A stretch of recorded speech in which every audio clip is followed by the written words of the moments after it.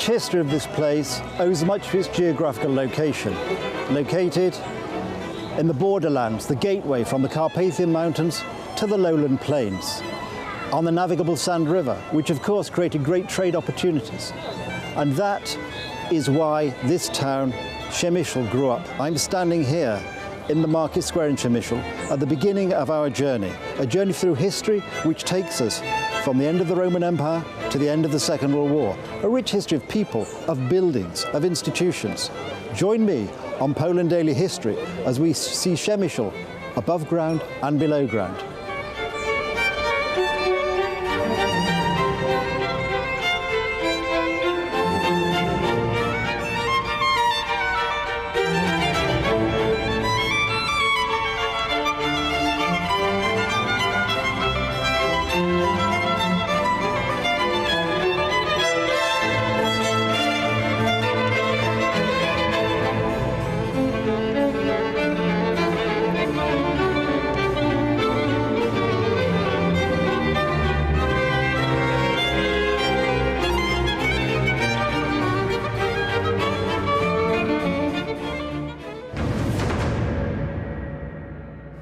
We're now here in a different part of the museum. I'm back with Karol Kicman, and we're going to talk about Przemyśl in the First World War, which is actually a very interesting part of the history of Przemyśl. Now, following, Karol, I think I'm right, following the third partition of Poland, this area, in fact, became part of what was the Austrian province of Galicia. And I think it's fair to say it became more and more important when the railway line opened, and we had then the link from the Krakow to Przemyśl and on to Lwów, that this, together with the tensions caused by the Austrian-Russian rivalry at the time of Crimea, meant that this became a much more significant site for the Austrians in terms of defense, and it became quite a major fortification.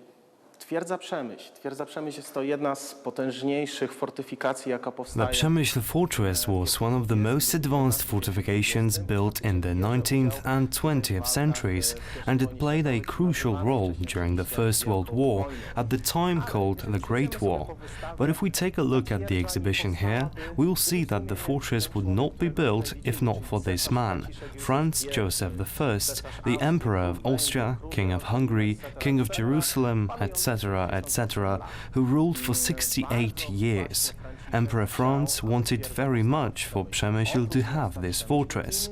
Apart from Przemyśl, other cities were also taken into consideration, like Jarosław or Radymno, but in the end, given the fact that Przemyśl was built on a hill and following his advisor's suggestions, the Kaiser decided to build the fortress there.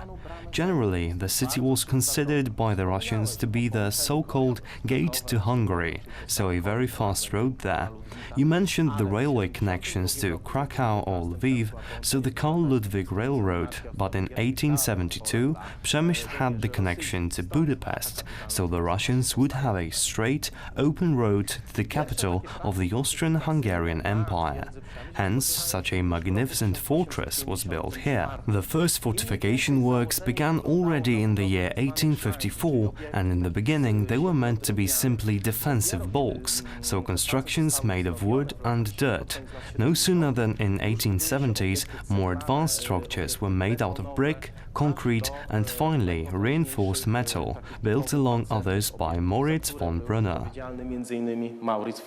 And this ring of fortifications extended around the city for about 15 kilometers, I think it's. Tak, dokładnie. To jest ten tak zwany pierścień wewnętrzny, gdyż... Yes, precisely. It is the so-called internal ring, since it's a ring fortress, 15 kilometers wide, with 6 main and 13 auxiliary forts. But the main ring was the external one, 45 kilometers wide and with 39 forts.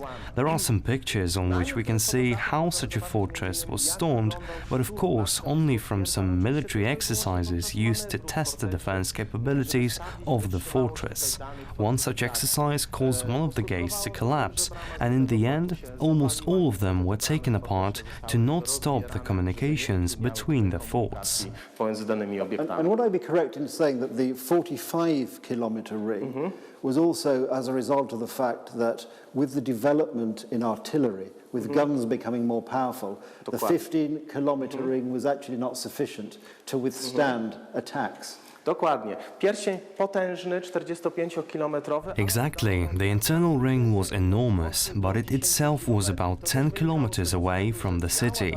It was connected to the fact that during the Great War, the artillery guns had more or less that kind of range.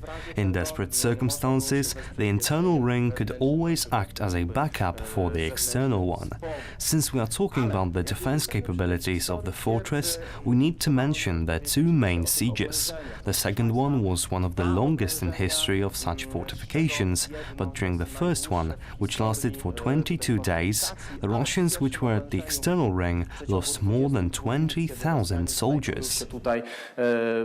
Przy pierścieniu zewnętrznym ginie ich około 20 000. Rosjanie byli całkowicie nieprzygotowani do podjęcia próby zdobycia tak potężnych fortyfikacji. They were totally unprepared for the attack on a fortress which had around 3.5 meters of reinforced concrete ceilings.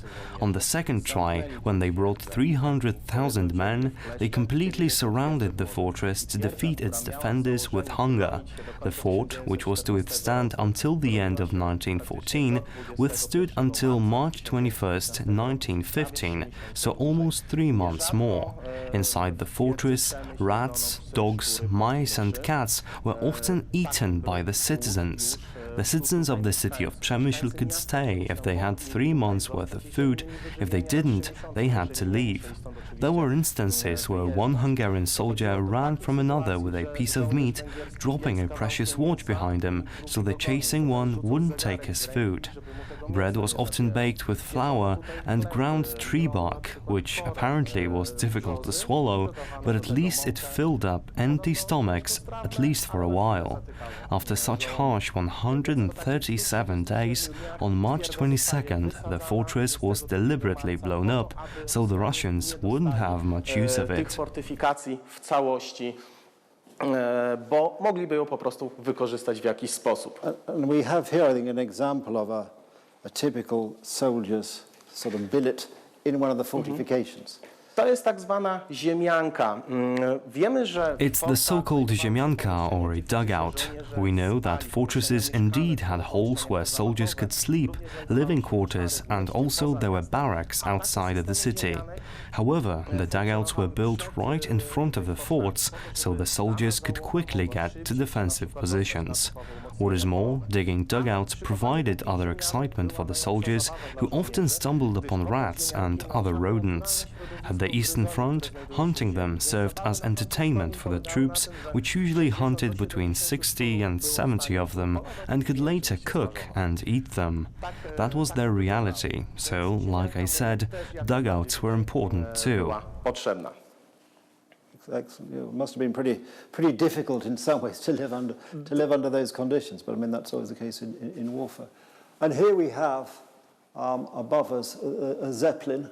Tak, to jest sterowiec SL-2 Schutte Leibniz. It's the LZ Schutte Leibniz airship on the scale of 1 to 10. In normal size, he would be around 144 meters long and 38 meters in diameter. The frame of this airship was wooden, only later stronger elements were used.